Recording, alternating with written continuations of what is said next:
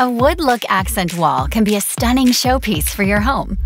And we're going to show you how you can have one. It's a simple DIY project you can complete over a weekend. And it all starts with Pergo laminate flooring.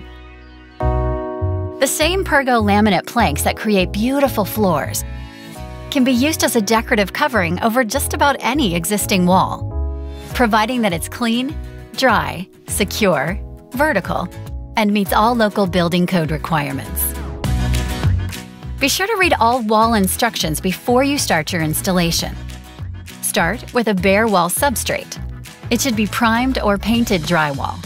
Pergo planks shouldn't be installed directly over wallpaper or paneling.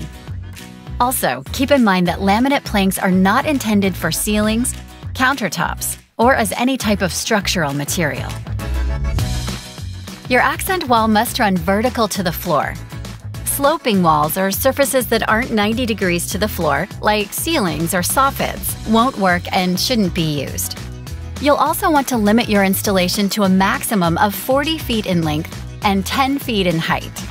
It's important to note that laminate is only suitable for wall applications when used indoors with a controlled climate. This means 35 to 65% humidity and 60 to 85 degrees Fahrenheit.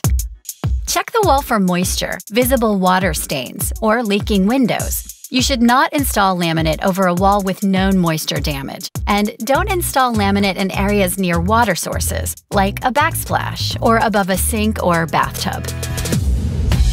To find out how much flooring you'll need, multiply your wall's length by its height to determine the square footage. Make sure to subtract the areas of any windows or doors that you will install around. Order that amount of flooring plus an additional 10% for incorrect cuts.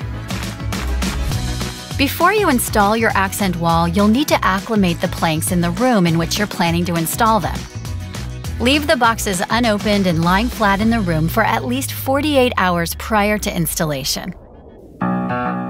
You want your laminate accent wall to look great and last, so it must be installed with acceptable job site conditions, including relative humidity and wall moisture conditions. Plus, these conditions must be maintained throughout the life of the wall to ensure it looks great for years to come. And as on any building project, you're responsible for compliance with all local building codes, including maintaining the required distance from heat sources, such as fireplaces. The tools you'll need for this installation include a hammer, a Uniclick appropriate tapping block and a pull bar, a caulking gun, utility knife, chalk line, and electronic stud finder, a tape measure, a pencil, and a saw for cutting laminate planks, a carpenter's level or laser level, a pry bar to remove existing base or trim, an 18-gauge brad nail gun, either electric or air, a screw gun or drill driver, a stepladder if needed, safety glasses, a dust mask, and gloves. Some of the materials you'll need include laminate flooring, enough to cover the installed area plus 10% extra, 1.5 to 1 3/4 inch brad nails, 1.5 to 1 3/4 inch drywall screws, 100% silicone adhesive caulk, clear, wall base and quarter round moldings to frame out the accent wall, and painter's tape. We'll start the installation by checking the surface of the wall for flatness. The wall should be flat to within 3/16 of an inch over 10 feet. If the wall is not flat, correct the unevenness before installing. A flat wall is important because the planks must lie flat against the wall, without rocking, for proper installation. Next, remove all base and trim molding from the accent wall. Use your electronic stud finder to locate and mark the wall studs. Mark vertical lines over all studs.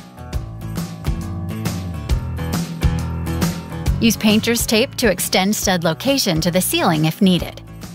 You'll need to turn the power off while working around wall outlets and light switches. Pay special attention to avoid contacting any electrical wiring.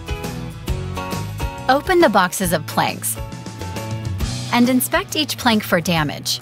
You don't want to install any damaged material. You can use laminate planks with or without an attached pad. There's no need to remove the pad, so treat the installation the same for both types of planks.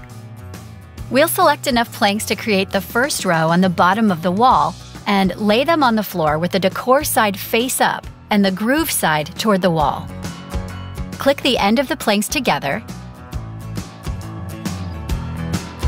then measure the length of the plank needed to complete the row.